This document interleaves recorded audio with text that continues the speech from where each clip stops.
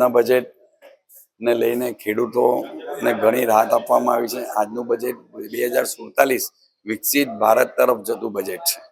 આપણી જે economy 3 number પર આવવાની જે મોદી સાહેબનું સ્વપ્ન છે તે આપણે ઘણું વહેલું એચીવ કરી શકીશું એવું મને આજના બજેટથી લાગી રહ્યું છે. કારણ કે જે ઇન્કમ ટેક્સનો સ્લેબ સીધો 7 લાખ પરથી 12 લાખ કરવામાં આવ્યો છે અને 24 લાખ પછી સીધા 30% સ્લેબ આપવામાં આવ્યો છે. એટલે ટેક્સ પેયરને આકર્ષતું આ બજેટ છે. જેથી વધુમાં વધુ ટેક્સ પેયર અંદર આવે અને આપણી ઇકોનોમીમાં પૈસા આવે ને ઇકોનોમી આપણી ગ્રો થાય એ તરફ લઈ જતું બજેટ છે. યુવાનો માટે શૈક્ષણિક ક્ષેત્રે એ લોકોએ ઘણી રાહત આપી છે, જેથી સ્કિલ છોકરાઓ આવે ને MSME ને પ્રોત્સાહન આપતું બજેટ છે. 10,000 કરોડ રૂપિયા સ્ટાર્ટઅપ માટે ફાળવવામાં આવ્યા છે. 5 લાખ મહિલા SC/ST મહિલાઓને નોકરીનું પ્રાવધાન કરવામાં આવ્યું છે અને સીધો 7 લાખ પરથી 12 લાખનું જે ટેક્સ લઈ જવામાં આવ્યો છે, જેથી કરીને MSME ઘણી સારી ગ્રોથ હશે. MSME ગ્રોથ હશે એટલે ભારતનો GDP ઓટોમેટિક વધશે. એટલે આ ભારતનો એક વિકાસલક્ષી બજેટ કહી શકાય અને આપણે 2047 વિશ્વગુરુ બનવા તરફ જઈ રહ્યા છીએ તે તરફનું આ પ્રથમ પગલું ગણી શકાય. બીજું જલશક્તિ મંત્રાલય જે પાટીલ સાહેબ પાસે છે તેને 2028 સુધી એનું પ્રાવધાન કરવામાં આવ્યું છે, જેથી કરીને આજે જલ છે તો કલ છે એ આધારિત જલશક્તિ મંત્રાલય તરફથી જે આ કામ થઈ રહ્યા છે એને પણ એક્સટેન્શન કરવામાં આવ્યું છે કે જેથી કરીને પાણીનો ભરપૂર ઉપયોગ થાય અને આપણું ભારત આગળ જઈ શકે. ડાયમંડ ઇન્ડસ્ટ્રી તો કોઈ ડિક્લેરેશન આવ્યું જ નથી હજુ, એટલે એમાં કઈ વસ્તુ કહી શકાય એમ નથી. હા, તે બેઝિક ડ્યુટી જે ડાયમંડ ઇન્ડસ્ટ્રીની ઘટાડવી જોઈએ તે ઘટાડી આવી શકે છે. ડાયમંડ ઇન્ડસ્ટ્રીઝમાં NSભાઈ છે એ વધારે પ્રકાશ પાડશે, પરંતુ ટેક્સટાઇલમાં જે બેઝિક ડ્યુટી ઘટાડી છે ઇમ્પોર્ટેન્ટ મશીન પર, એનો સ્લેબ નથી આવ્યો, પરંતુ ઇમ્પોર્ટન્ટ મશીન પર ટેક્સટાઇલ ડ્યુટી બી બેઝિક જે ઘટાડી છે તેના લઈને આપણો અહીંયાનો MSME ઉદ્યોગ બી ઘણો સારો વિકસિત થઈ શકશે.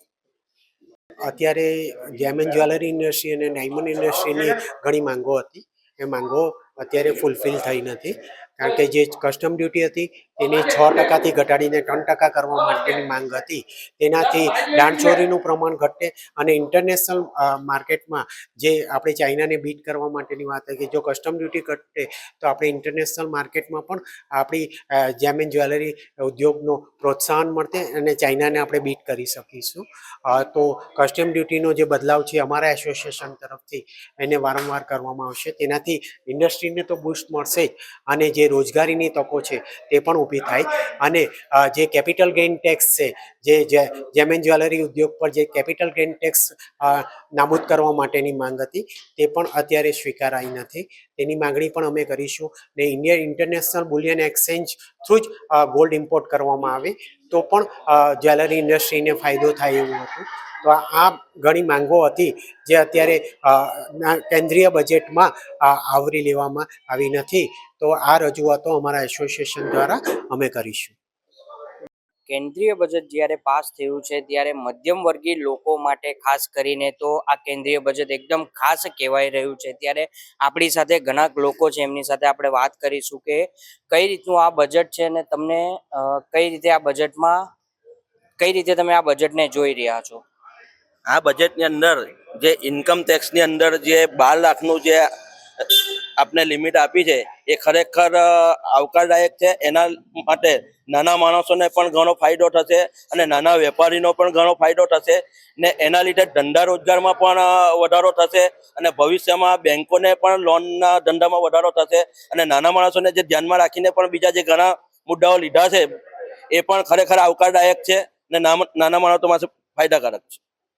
જી, આજે બજેટ પાસ થયું છે એ બજેટ વિશે આપ શું કહેશો? આપણી કઈ દ્રષ્ટિ છે બજેટને જોવા માટેની? જે આપણું નામ એડવોકેટ મયુરભાઈ ચૌહાણ. આજે જે બજેટ સંસદમાં રજૂ થયું છે એના માટે હું મોદી સરકારને અને ફાઇનાન્સ મિનિસ્ટરને ખાસ અભિનંદન એટલા માટે આપું છું કે આ બજેટની તમે હાઇલાઇટ્સ જોશો તો પ્રથમ દર્શને જ એ સર્વાંગી સમાજને વિકસિત કરતું અને સમાજને ફાયદો કરતું બજેટ છે ને તમામ વર્ગને સર્વાંગી રીતે લાભકારી બજેટ છે.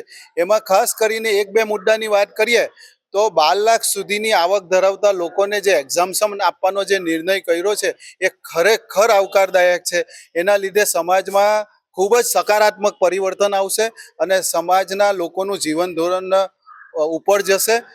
બીજો નિર્ણય મને એવું લાગે છે કે છેલ્લા 10 વર્ષમાં મોદી સરકાર મેડિકલની સીટોમાં જે વધારો કરી રહી છે, કોલેજોમાં વધારો કરી રહી છે, એના લીધે આપનું હેલ્થકેર સેક્ટરમાં બી ખૂબ વિકાસ થઈ રહ્યો છે.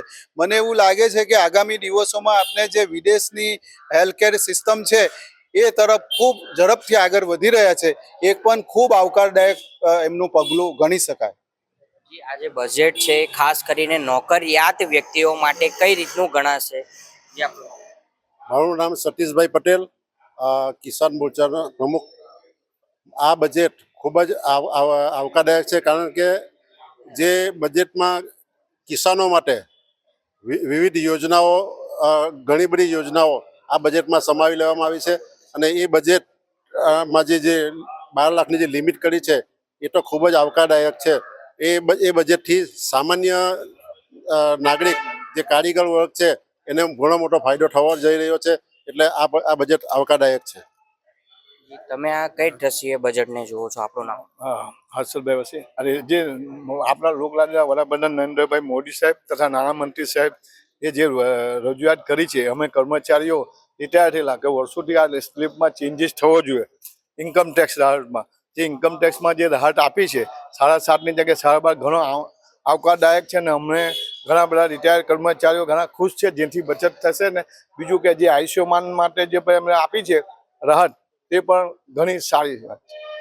જી, આ હતા આપણી જોડે કેટલાક લોકો જે જોડાયા હતા. તેમનું કહેવું છે કે ખૂબ આવકારદાયક આ બજેટ છે જે એ લાગુ પડી રહ્યું છે. પણ મહત્વની વાત તો એ પણ છે, જે 7 લાખ રૂપિયા ઉપર તમે જે ટેક્સ પે કરતા હતા એની જગ્યા પર વધારીને એને 12 લાખ રૂપિયા સુધી કરી દેવામાં આવ્યું છે.